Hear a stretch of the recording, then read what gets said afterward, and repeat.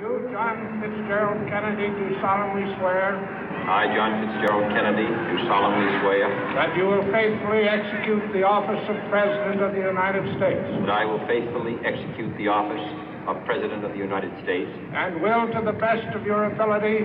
And will, to the best of my ability. Preserve, protect, and defend the Constitution of the United States. Preserve, protect, and defend the Constitution of the United States. So help you God.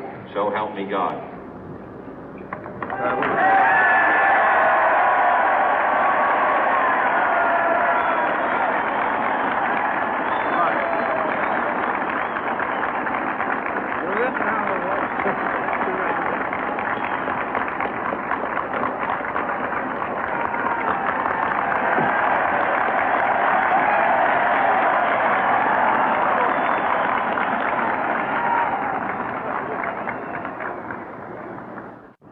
Vice President Johnson, Mr. Speaker, Mr. Chief Justice, President Eisenhower, Vice President Nixon, President Truman, Reverend clergy, fellow citizens.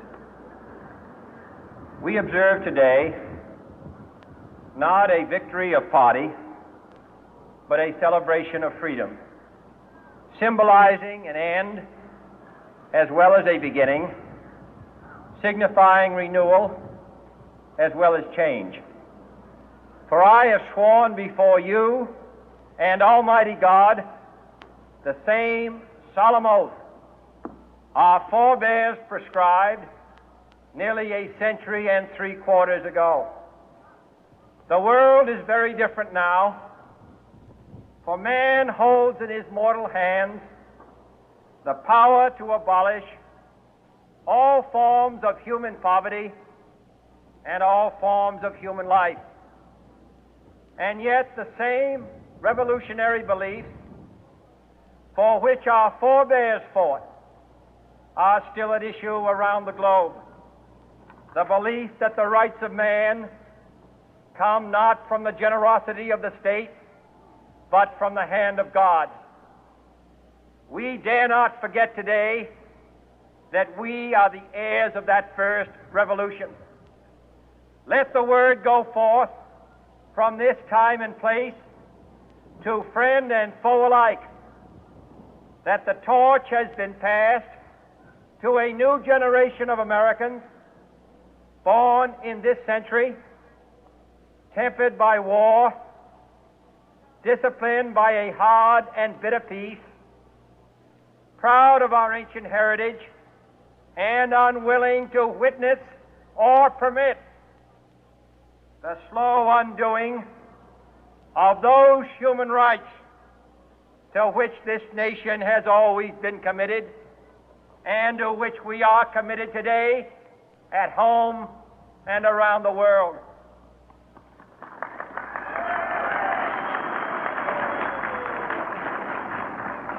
Let every nation know, whether it wishes us well or ill, that we shall pay any price, bear any burden, meet any hardship, support any friend, oppose any foe to assure the survival and the success of liberty.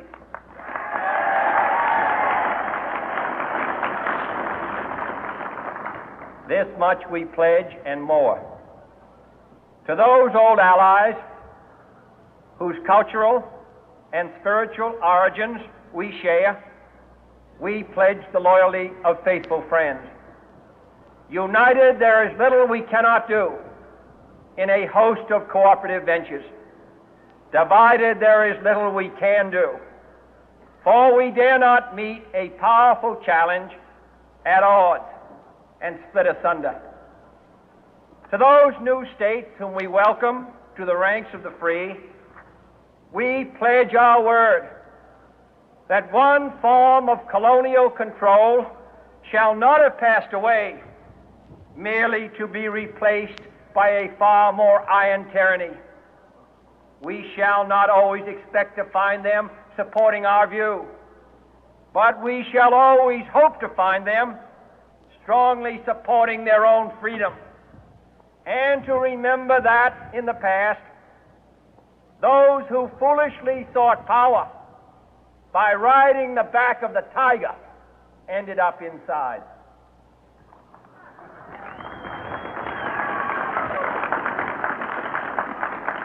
To those people in the huts and villages of half the globe struggling to break the bonds of mass misery, we pledge our best efforts to help them help themselves for whatever period is required, not because the communists may be doing it, not because we seek their votes, but because it is right. If a free society cannot help the many who are poor, it cannot save the few who are rich.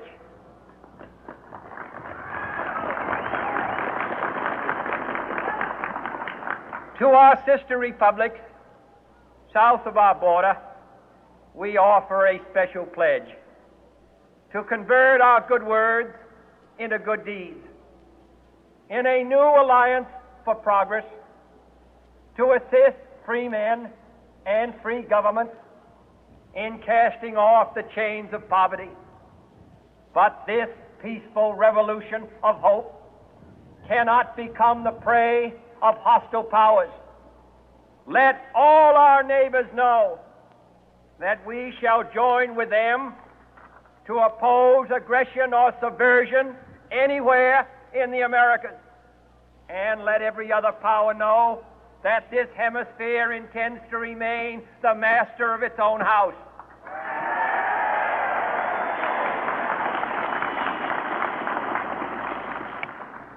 To that World Assembly of Sovereign States, the United Nations, our last best hope, in an age where the instruments of war have far outpaced the instruments of peace, we renew our pledge of support to prevent it from becoming merely a forum for invective, to strengthen its shield of the new and the weak, and to enlarge the area in which its writ may run.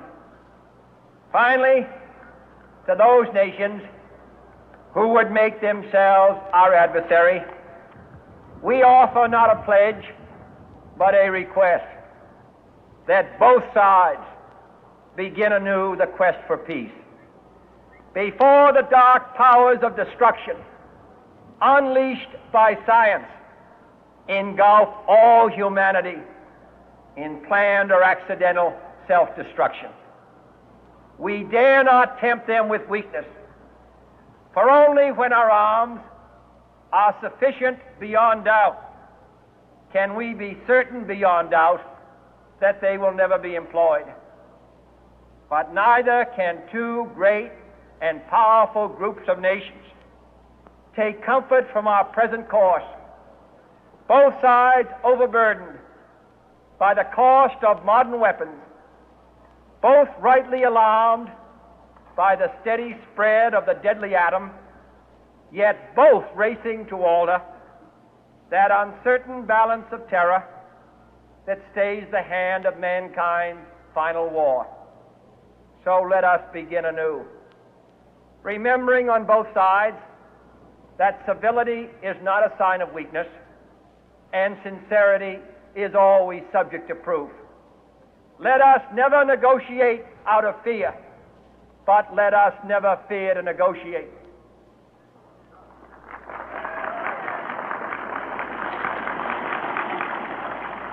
Let both sides explore what problems unite us, instead of belaboring those problems which divide us.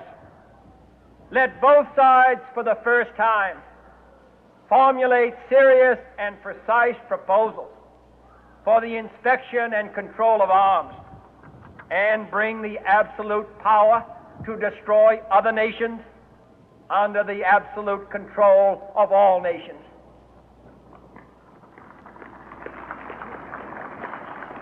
Let both sides seek to invoke the wonders of science instead of its terrors. Together, let us explore the stars, conquer the deserts, eradicate disease, tap the ocean depths, and encourage the arts and commerce. Let both sides unite to heed in all corners of the earth the command of Isaiah to undo the heavy burden and let the oppressed go free. And if a beachhead of cooperation may push back the jungle of suspicion, let both sides join in creating a new endeavor, not a new balance of power, but a new world of law, where the strong are just and the weak secure and the peace preserved.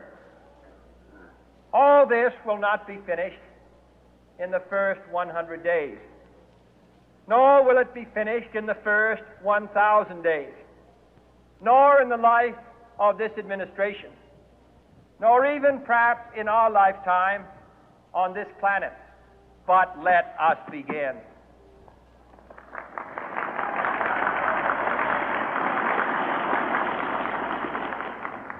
In your hands, my fellow citizens, more than mine, will rest the final success or failure of our course.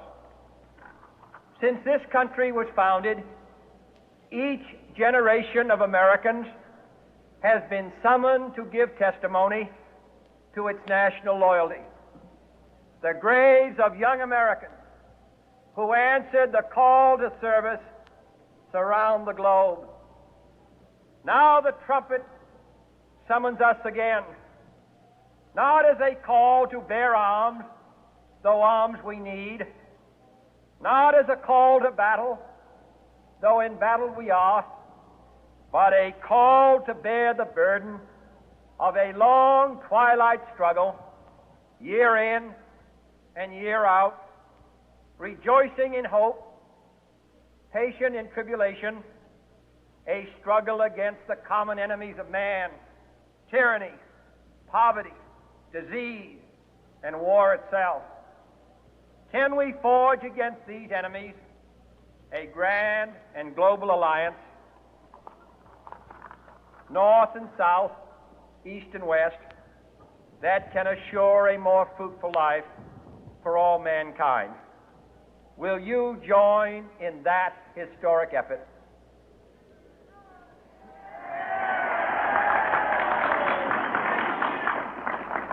In the long history of the world, only a few generations have been granted the role of defending freedom in its hour of maximum danger. I do not shrink from this responsibility. I welcome it.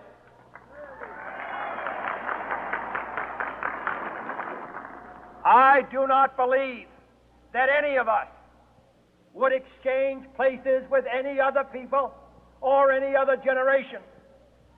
The energy, the faith, the devotion which we bring to this endeavor will light our country and all who serve it.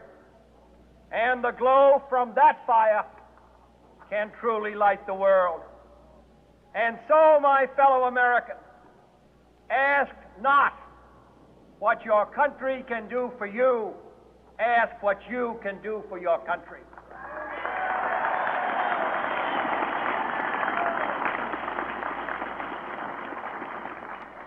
My fellow citizens of the world, ask not what America will do for you, but what together we can do for the freedom of man.